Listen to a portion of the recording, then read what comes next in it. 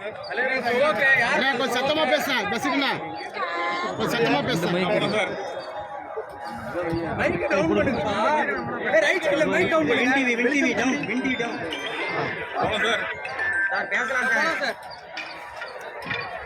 அஸ்ஸலாமு அலைக்கும். இன்னைக்கு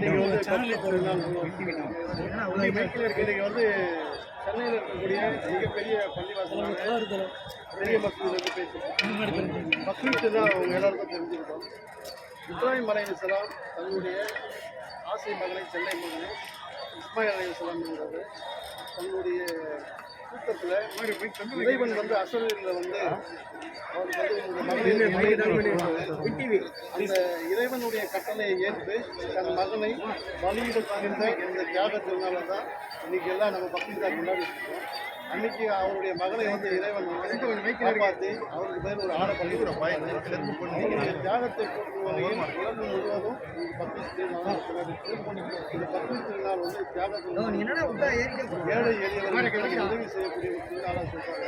இந்த திருநாளில் இன்னைக்கு இருக்கக்கூடிய அனைத்து இஸ்லாமிய பெருமக்கள் மட்டுமன்றி அனைத்து சமுதாய மக்களும் உலகத்தில் இருக்கிற எல்லாரும் இந்த பக்ரீத் திருநாளை புத்தாரை வழங்கி கொண்டிருக்கிறார். இஸ்லாமிய மக்களின் 5 கடமையான கடைசி கடமையான ஹஜ் புனித பயணம்.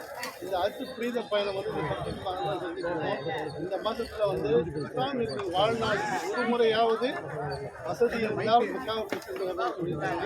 இந்த கடமையை எல்லா இஸ்லாமியர்களும் முக்கியமாக கடைபிடிச்சிருக்காங்க.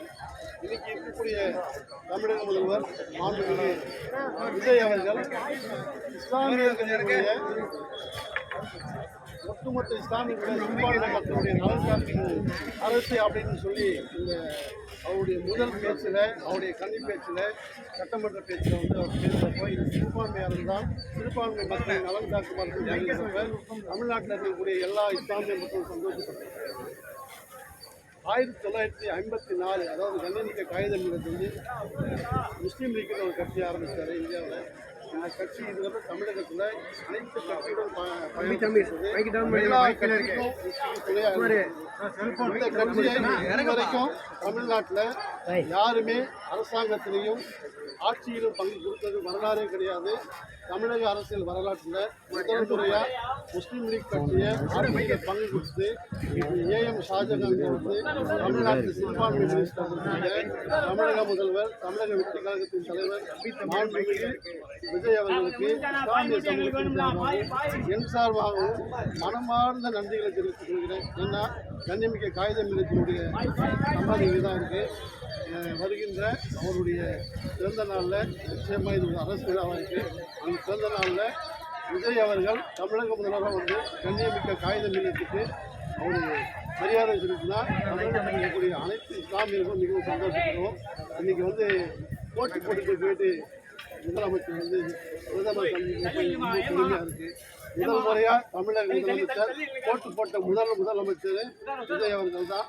ஒரு சிறுபான்மை சமூகத்தில் பிறந்து தமிழகத்தை ஆளக்கூடிய முதலமைச்சர் விஜய் அவர்கள் தான். இது மாதிரி நிறைய பெருமைகள் அவர்கள் இருக்குது. இந்தியாவிலேயே எந்த முதலமைச்சருக்கும் இத்தனை பெரிய கரிஷ்மா இவ்வளோ பெரிய புகழ் இல்லை. நிச்சயமாக விஜய் சார் அவர்களுக்கு இருக்கு. அவர்களுக்கு என்னுடைய சார்பாகவும் பக்ரீத் திருநாள் நல்வாழ்த்துக்கள்.